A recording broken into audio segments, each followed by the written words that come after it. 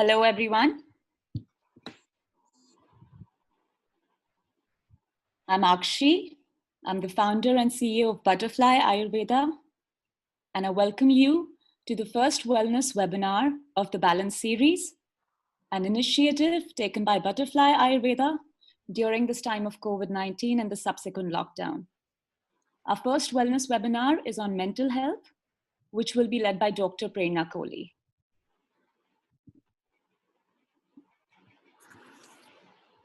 I extend a very warm welcome to Dr. Prerna Kohli. And here's something about her. Hello, Prerna. Good morning, namaskar. Namaste. So nice to have you. Dr. Prerna Kohli is a clinical psychologist who practices logotherapy, a prolific writer. She's a published author who has received multiple honors, including the 100 Women Achievers Award by the Honorable President of India. In her capacity as past advisor to the National Commission for Protection of Child Rights and a member of Niti Aayog, she works towards making the workplace safer for women and the country for children. Dr. Kohli has been a member of the POSH Committee for the Press Information Bureau of India, a volunteer therapist at Tihar Jail, and a life skills coach at the Gurgaon Prison and Aligarh Prison. She's frequently interviewed on the radio, TV, and print media to discuss contemporary mental health issues, and invited by many corporates and leading universities to talk about mental health. It's great to have you, Prerna. All yours. You can begin. Thank you, Akshi, for your very kind introduction. At the onset, let me say that it is a very thoughtful and much needed initiative taken by Butterfly Ayurveda. I look forward to contributing in this session and help you increase your mental immunity. Thank you. Thank you so much, Prerna.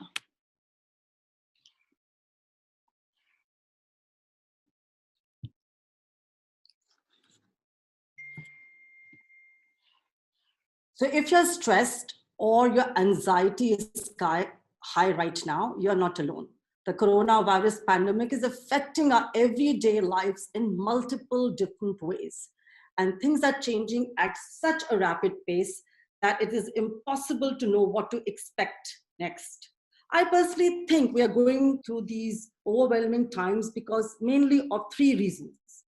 Firstly, we fear and worry about illness for ourselves and our loved ones.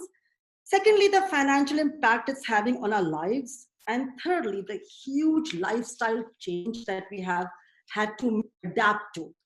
You know, the Indian Psychiatry Society conducted a survey a fortnight back and concluded that about 1 out of 5 people are suffering from mental health issues arising out of this coronavirus.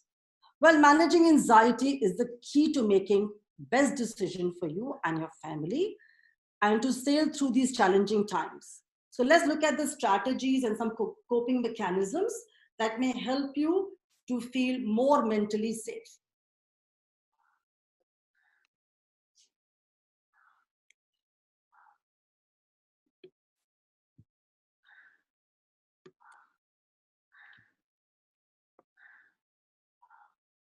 So if you still haven't made a routine, please do it. It is extremely important to have a structure in your life, because if you have a routine, if there's a time management, you will be not all over the place the whole day. So every evening, sit down and create a schedule for the following day.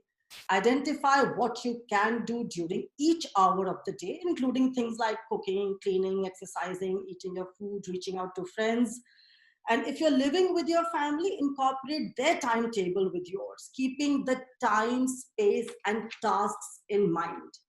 You know, keeping a similar daily routine every day would also help you to feel calmer because you know what to look forward to the next day.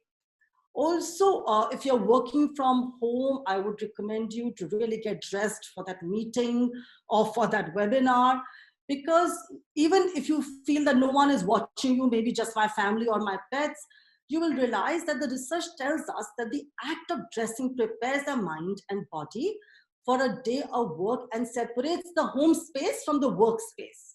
So I would really strongly recommend you to have the time management, to follow it diligently, to have that routine to help you decrease your anxiety and stress. The other thing which is really keeping us very, very stressed is the kind of media we are consuming and all the time. So please don't leave the television on in the background so you can stay informed. And please don't, flip through your social media randomly all the time, every time. Consuming too much of media, whether it's print, social, or broadcast, will keep your anxiety very high. Studies show us that watching the news causes a spike in the anxiety anyways during the best of times. And it is also a fact that anxiety is likely to stay elevated for a while after you've stopped watching the news. Having said that, you can imagine what it'll be like in today's time if you're going on checking the news for the more cases and the illness. It's all right to be informed and updated, which is also very important. What you could do is you could decide when you want to get the latest news, perhaps in the morning and again in the evening. Please also remember that if you have the elderly at home, they always want to be informed because they're feeling so insecure, they're feeling so confused. They have, death anxiety very high on their mind anyways because of their age. So, they're likely to keep telling you, tell us what is the news, just call up somebody and find out, is there any message? So in the attempt to go on doing that, they're getting, more informed than they should, and it's spiking the anxiety. So I would even encourage to decrease their insecurity. The elderly also must have specific time to, consume the media. Okay, and also it's very, very important, not only limiting your time to consume the media, also choosing very carefully the media that you consume. You have to be very proactive about it. You have to look for media that reports on concrete and healthy actions you can take rather than the ones that report on all things going wrong. This may help you to feel better and could motivate you to take positive actions. You know how the kind of fake news really spikes anxiety. So be very, very careful the media you consume. And there would be some trusted channels you follow, or the newspaper or the magazine or whatever you are following for news. Just see the ones you trust, have been trusting all the time, are the ones that you're consuming. I can't stop emphasizing the need of exercise to reduce your anxiety and stress. Physical activity can greatly reduce our stress and anxiety. While any type of exercise like dancing, jumping, twisting, maybe racket and ball is helpful, the research shows that if you do strength training, it helps reduce anxiety because you're focusing and you're concentrating. So whether it is having some kind of bricks at home, dumbbells at home. Hello? Hello? So whether it is having some kind of, bricks at home, dumbbells at home, or any kind of bands at home, which can help you focus and concentrate to make your mind more focused and be present and here and now. I would especially emphasize you to also take up yoga. Yoga is extremely, extremely helpful during these times. Why I'm saying that? Because yoga also has number of one second, I think yoga has number of poses which helps you to give the strength, like the child pose, cobra pose. It helps to increase the blood circulation in such a way that your anxiety drops. We also have these fantastic, laughing asana. We have the bumblebee exercise. So the laughing asana is like ha, ha, ha, ha. So mind truly doesn't know whether you are pretending or you are genuinely laughing. All right. So if you just stand with your family and make it like, like an exercise or something, like a routine every day, that will, for 10 minutes, we laugh every day. Just laugh aimlessly. We'll just clap our hands and laugh. You'll realize once you start laughing, you will naturally start laughing. And the brain starts, dropping serotonins and dopamines, which help you feel more relaxed. Even the bumblebee exercise, or what I would call the humming. We used to do a lot of humming when we were younger, maybe like cooking, or maybe just like walking, or maybe just in the shower. I don't know whether you people do it or now or not. It really helps because, again, it helps to produce the nitric oxides, or what we call the laughing gas. So I would encourage you to do any kind of exercise that you can.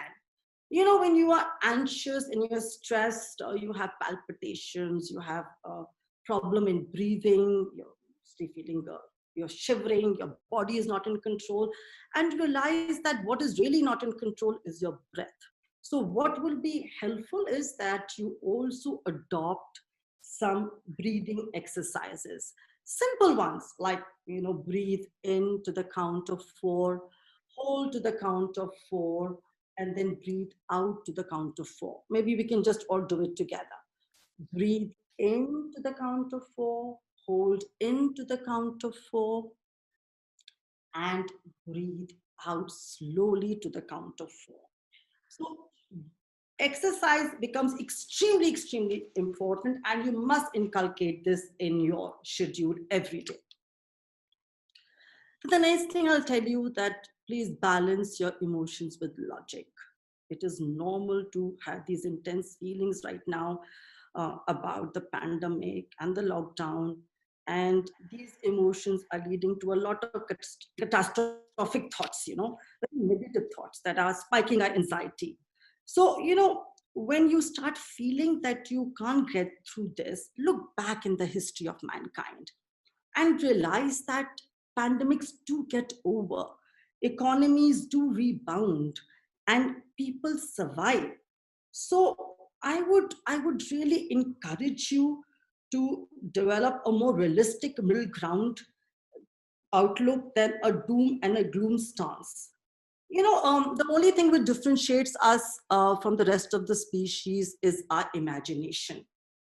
You can use your imagination to increase your pain, or you can use your imagination to increase the pleasure. So the choice is yours. We have to accept and acknowledge that this problem is happening, and let's look at it the most positive way that we can. We are not alone in it. Everybody else is going through it. It's such a big leveler.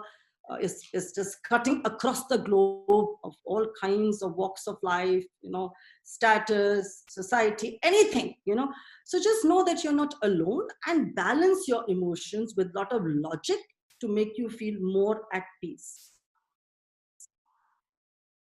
Maintain social support. It is very, very important. We need to connect with people. Even though we can't meet people physically, we can increase the social support through the electronic media.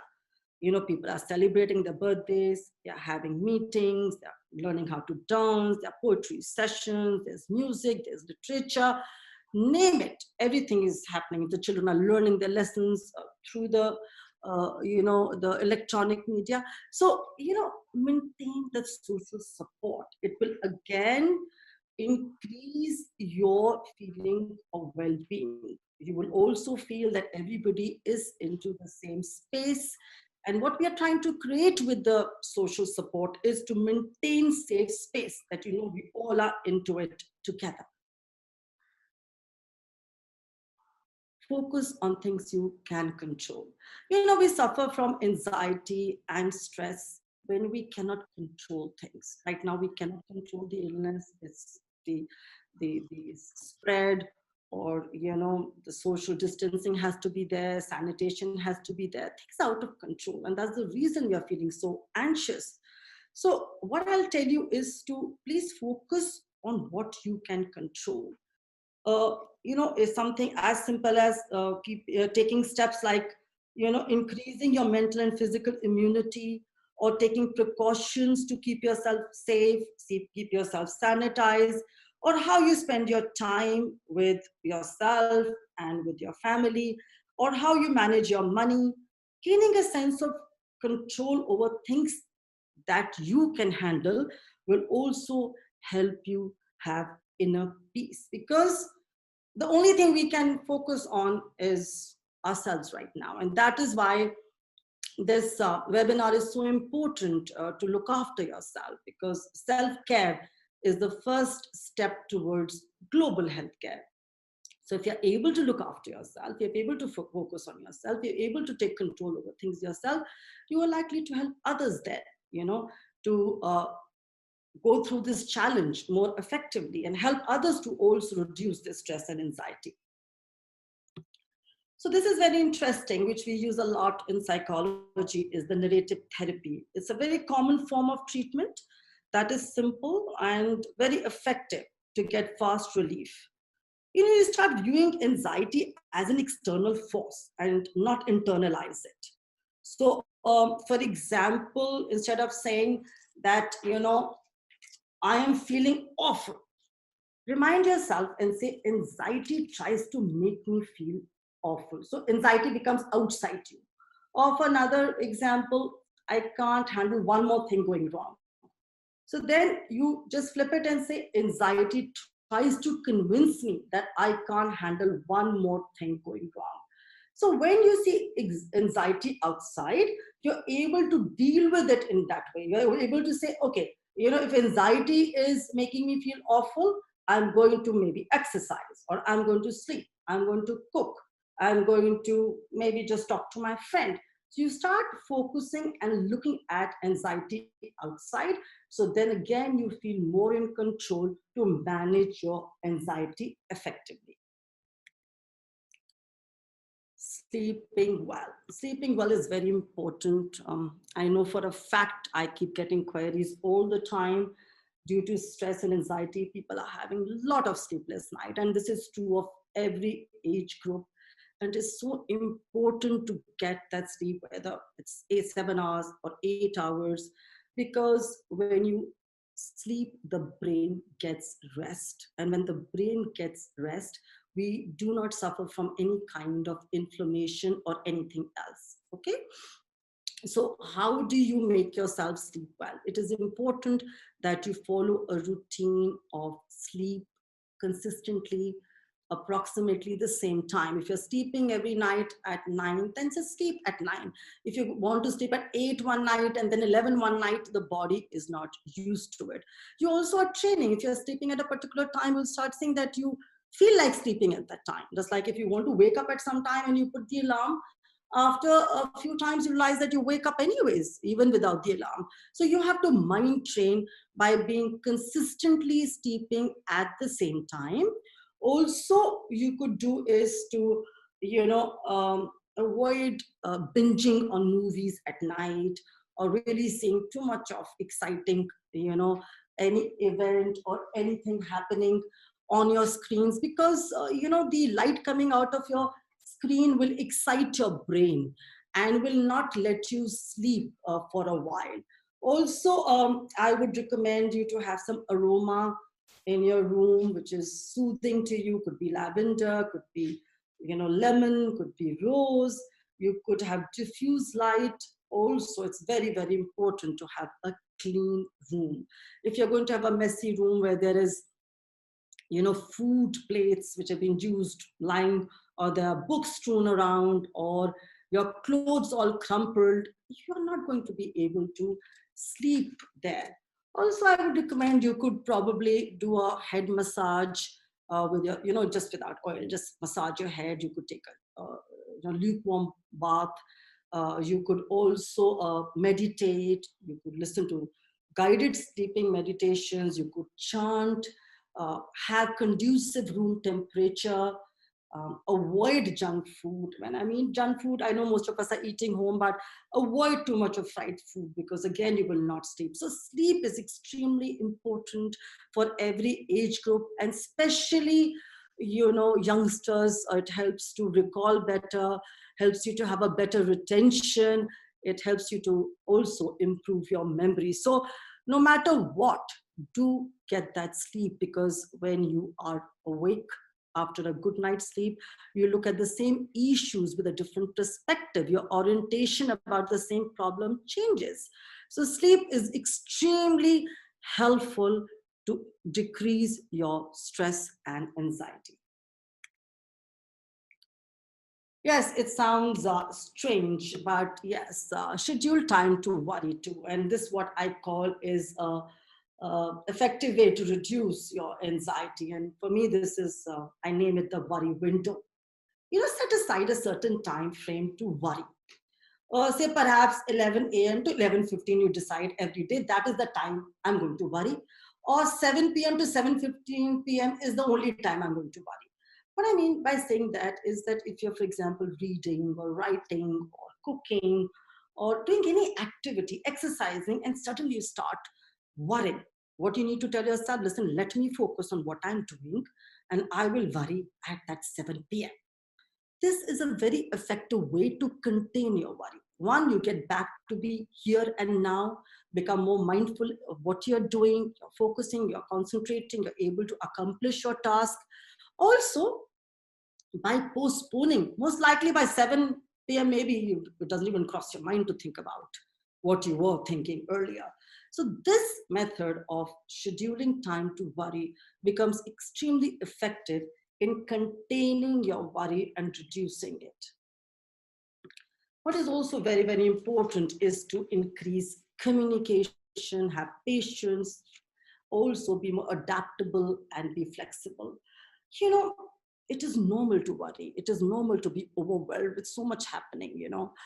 We are working from home, children are at home, there may be some working mothers, non-working mothers, people are not used to this lifestyle. So, increase your communication and talk to each other. It'll help to have that catharsis instead of bottling up your emotions and taking it out in terms of anger or irritation or conflict or any kind of verbal abuse. So increase your communication. Even if you're staying alone, pick up the phone, call your friends, your family. It will really help you not to bottle up your emotions and feel frustrated or helpless or hopeless. Well, patience, adaptability, flexibility is going to be the new normal, anyways, for all of us. We have to become more patient with the way things are. We have to become more adaptable. We have to become more flexible. And that is the only way forward. So when I say patient, adaptable, flexible, I also mean in terms of being at home. Probably you like to have your lunch at 1:30. Maybe, your spouse or your mother or your father likes to have it at 2 o'clock. So it's all right to adjust that time. We have to be adjusting. And if one person is feeling frustrated about something, maybe about that, impending marriage, which was supposed to be, or that interview that person missed out, or the travel, hear the person out. Everybody is fighting a battle, their individual battle of their dreams, their desires, all coming to naught, right? So it will be very, very helpful if you are going to be becoming the bigger person. And, if you are patient, adaptable, and flexible, you will resonate and see that other person or other people start doing the same with you. Well, one of the best ways to reduce your anxiety and stress is to maintain a gratitude journal. It is so important to count our blessings, to think of what we have rather what we don't have, to know that we are not stuck at home. Thank God we are at home. To also not say, I am feeling bored, but say, thank God I have a home to stay. Counting your blessings will also help you see these challenging times in a better light. When you look at life through the lens of gratitude, you find more potential and more possibilities. You also move your mind space towards more inspiration, towards guidance, towards wisdom. So what I would suggest, you could maintain your gratitude journal. It could be just a diary which is with you. It could be a register. It could be some few, stick-on notes that you maintain. somewhere, anything that you can find to pen down your thank you to life. And you could do it at a consistent time every day, every morning, every evening. You can write to start out with 3 things. It could be the roof over your head, the food on your table, the family support, or that phone call that came, or the money you have to buy medicines, anything you are grateful for. It will really, really help you to move your mind space in a very, very positive and happier way of well-being. While community participation is the most important, because what we are finding is that the interdependence is all-time high. The fact of the matter is that we may all be in the same storm, but we are in different boats. Your stress and anxiety will reduce if you participate in the community, even if you just reach out to one person or one family to help them with the food, or with, say, mask or sanitation, or just to educate them orally about social distancing, and also be a participant of your neighborhood, any activity they're doing in a way that it benefits the larger community. Become part of it. You will not feel victim of circumstances. You will not feel alone. Rather, you will find yourself very, very useful. And cooperation and compassion makes us feel good about our very existence. And remember, kindness is very, very therapeutic, because it rewards both the giver and the receiver. So I'll really encourage you to participate in whichever capacity you can with your community.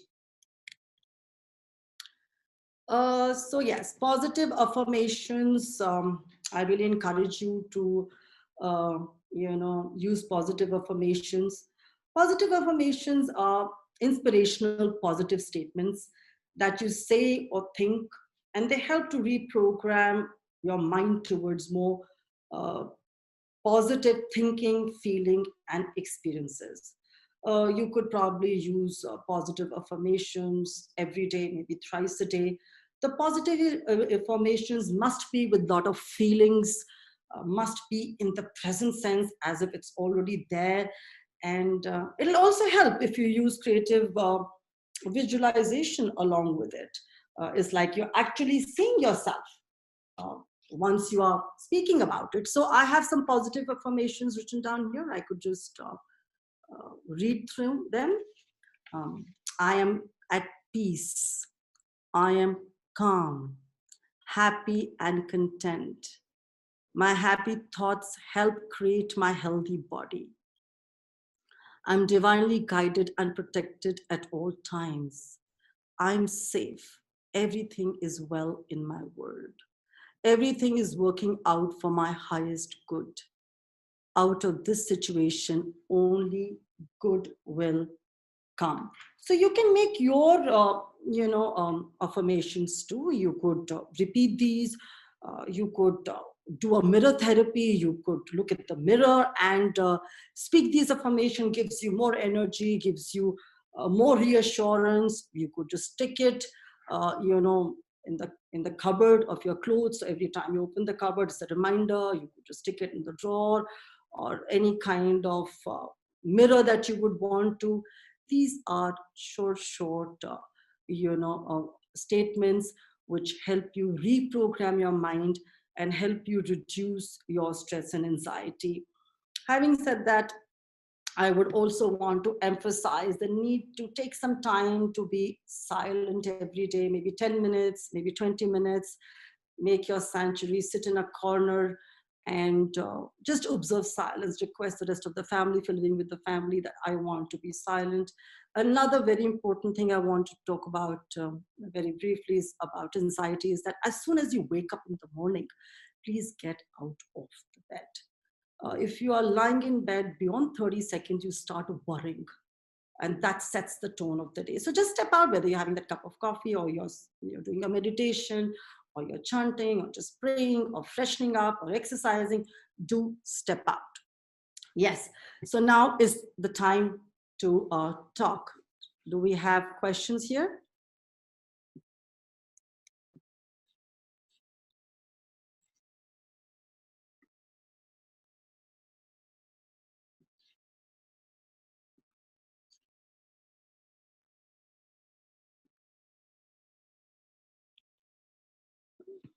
Hello. So there is Ajay Kumar who's saying, I'm 31 years old. I am a love failure, lost hope in life. I'm not able to sleep well, can't able to handle my job. Can you please help? Ajay, I did mention about the need to, sleep well, eat well, exercise well. If you just follow my schedule that I've told you to maintain, the strategies that I've given you, and the coping mechanisms that we have talked about, if you just go through with them consistently every day, you will find yourself in a better state of mind. All right. Prerna, we have another question from Bableen. Mhm. Bableen asks, wouldn't scheduling a worry time lead to avoidance and later mount up and cause further worry? No, see, that is what the interesting part is. That is what the research has showed, that it helps to contain, because otherwise you're worrying all the time. So, for example, you get up first thing in the morning and start worrying. You say, okay, this is not the worry time. I'm going to probably freshen up. I'm going to probably, you've decided to, maybe get into your work mode. All right. So, if you postpone worrying time, you would be focusing on your here and now. You would be more mindful of what you're doing, and the research has shown that by the time it's 7 o'clock, you've also forgotten. But if you've not, then 7 to 7:15, it's all right to even address this. We have to accept and acknowledge these times. It's normal also to worry, as long as that worrying is not turning into anxiety and coming in your way of everyday routine. Right. Yeah. Yeah. Then we have another question by Pushpa. She asks, what should we do after getting up first thing in the morning? I think the first thing in the morning you should do is get up and have a smile on your face. And like I do, I say, thank God for another beautiful day. All right. First thing is to just be very, very grateful and thankful for the fact that you have seen another day. We take that also for granted, right? So I would recommend you that you should step out as soon as you get up from bed. As I mentioned, the last very important point, because if you're just going to twist and turn and lie in bed, you're going to increase your anxiety because you start thinking. Yeah. So get out, say your prayers, meditate, exercise, yoga, maybe a cup of coffee, maybe just looking at the nature, the sky, the sun coming out, anything that gladdens your heart. Because see, we all have to understand that there's no right and wrong way. These are generic things I've told you. Everybody has their own way of coping with their, stresses and anxiety.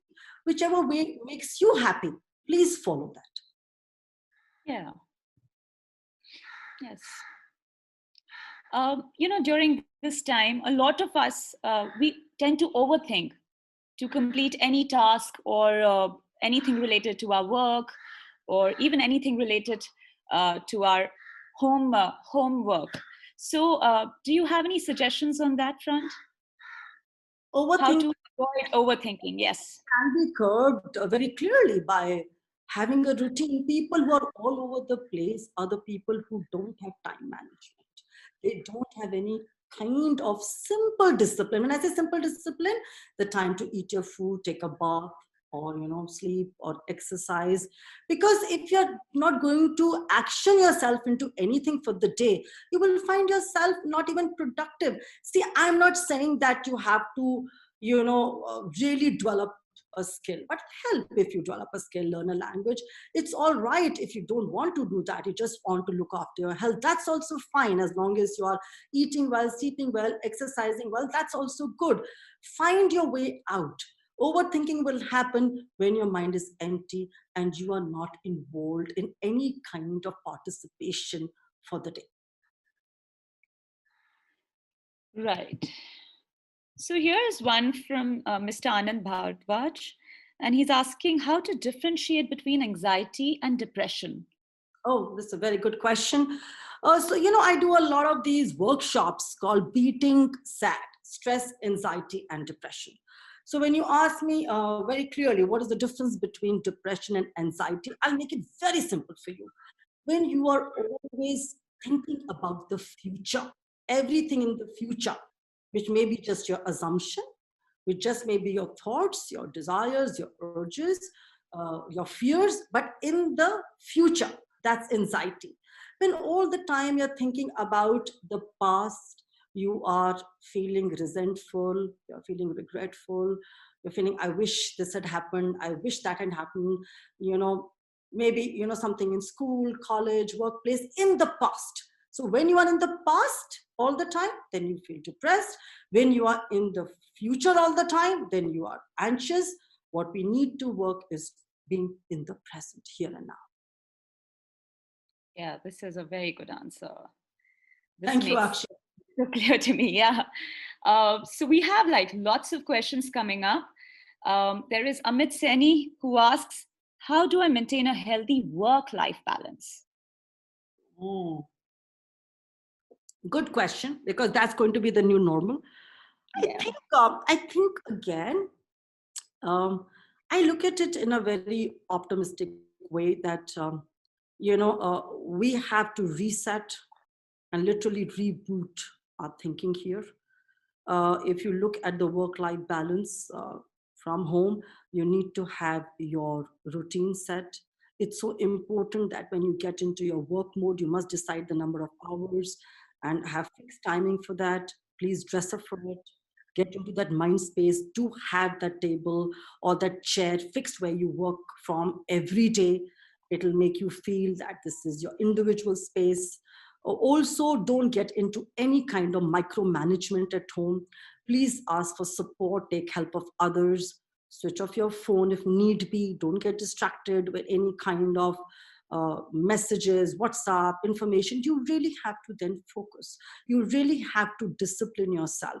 And if you look at it in the positive way, we are reducing time on travel, we are reducing time on what we used to keep getting stressed on with the traffic. You have more time in hand.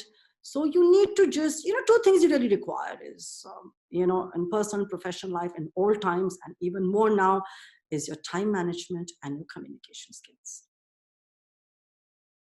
Thank you, Prerna. So we have a lot of questions. I think I will take a second last one right now from Dr. Sarah Javed.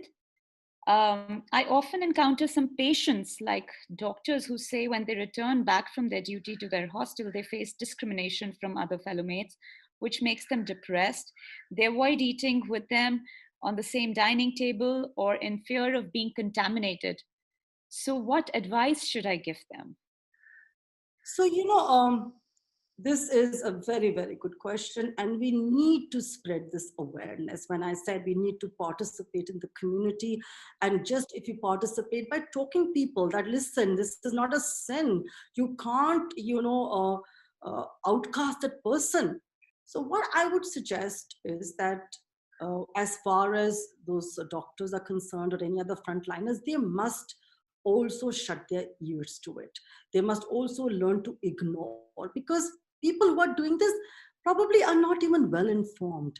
Any well informed person is only saluting, clapping, coming forward and cheering. So reach out to people who are not informed, and for the person concerned, tell them to just focus on the work they are doing and how wonderful they are doing, and they are the people, they are God sent people here. So motivate, and the power of language is very important to encourage and give strength to any person. So if you use positive affirmative words for all these people who are feeling low and out, they will feel good about your opinion, because your opinion matters, right? That's why they're asking you what to do. So also just tell them to avoid, ignore listening or reading, just to focus on what they can control, and what they can control is doing their work most effectively and genuinely. Yeah, focus on things that you can control. Yeah. There is another question by Kashish. He asks that as an extrovert, this lockdown is more taxing for those who are sitting at home all by themselves. How does one cope with that? Yes, very true. I agree. That's why we talked about patience, adaptability, and flexibility. Yeah, even extroverts and people who are out there always doing field work. They've never sat on a chair ever in their life. So it is uh, adapting to the new lifestyle. So if you're extrovert, do use your energy into more physical activities. It could be dancing, could be skipping, exercising, join so many Zumba classes are happening, a lot of activity classes are happening. Also talk a lot. If you're an extrovert, talk a lot. And the other way also is learn any skill. You can learn a language, which is really, we're getting so many of free things coming around in joining various universities and colleges to learn new skills and new languages, new courses. There's no age to it. Also, write what you're feeling. And if you don't feel like writing a gratitude journal, at least speak in your voice note if you're all alone. Speak it out. Don't contain it. Don't frustrate yourself. Don't bottle yourself. But yeah, sing loudly, dance. Yeah, put on music. You have to make the best. You have to be in the space of positive attitude. You have to be in the space of positive thinking to go forward with these challenging times, because you are not alone. We are all into it together, and we'll sail through this too. Yeah. Thank you, Prerna. I think I'll just take one last question, and then we'll take up the questions in the next webinar on 22nd. The last one would be, as parents, how should we talk to children about COVID-19 and answer their fears about what they're seeing on news channels? So really, I was going to take it up for the next session, because today we were focusing on stuff. But anyway, yes. because next session would be on children, on teenagers, on elderly, on conflicts, on issues arising being together. But the way you would tell them is depending again on the age group. Yeah. If remember that a child who is 5 years old also has 50% of his or her brain developed. They understand, use a simple language. For the younger children, tell them there are germs. We need to take precaution, and that's why we need to wash our hands, and we need to have a social distance. With the teenagers, you have to talk that, listen, we are having this issue. Talk to them. Everybody understands. Show them pictures, all right, of what is happening in a very gentle way. Answer their questions as effectively as you can, depending on the age group. But it is important for them to know what's happening. When a child is given a reason, they're able to cope up with that issue. Instead of hiding something, the children get very suspicious, all right, and they're not able to cope up. So also spend more time with your children. It is also very important to understand their state of mind, especially if they're teenagers. They don't have their friends around them. Their lifestyle has changed totally. They're used to stepping out of the house. But I think we're going to take this even in more detail when we speak next time in the second webinar. Yeah. Yes. I think maybe we can squeeze in one question, Prerna, if that's okay with you. How can we help our near ones to come out of anxiety and depression? Near ones meaning? Family. How do we help? We can help them by being a role model ourselves and following all those strategies that I've told you. Whether you are following a routine, you're increasing your communication, participating with them in their life, asking them how they are feeling, also involving them in different routines, whether it's an exercise, whether it's a laughing thing you're doing together, or you're cooking together, or you are, making a cartoon strip together, or any project together. You have to come together as a family. And when everybody is participating together, people feel in a safe space, and people feel that now we all into it together, we will be able to get through this easily. Also, please reduce the over information. Don't give startling information to anybody. Avoid fake news.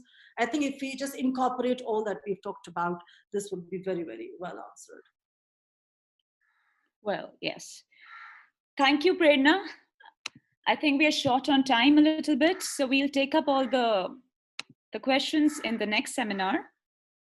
Let me share the screen. Thank you very much. It's been a pleasure being here. Thank you so much, Prerna. That was really wonderful. My favorite was externalizing anxiety and focusing on things that you can control. That was really nice. Yes. So stay tuned for the next webinar on mental health, which will be a live video chat of Akshi in conversation with Dr. Prerna Kohli on 22nd of May. I would also like to thank all of you for attending the webinar and making it a big success. Our next Balance webinar is on yoga and meditation by Yogi Arun to help relieve stress during this period, 9th of May, between 5 p.m. to 6 p.m. I would also like to mention that Butterfly Ayurveda is helping Manav Mandir Mission Trust raise funds that will go towards feeding the homeless and daily wage workers. The link is given in the chat box. Do take a look.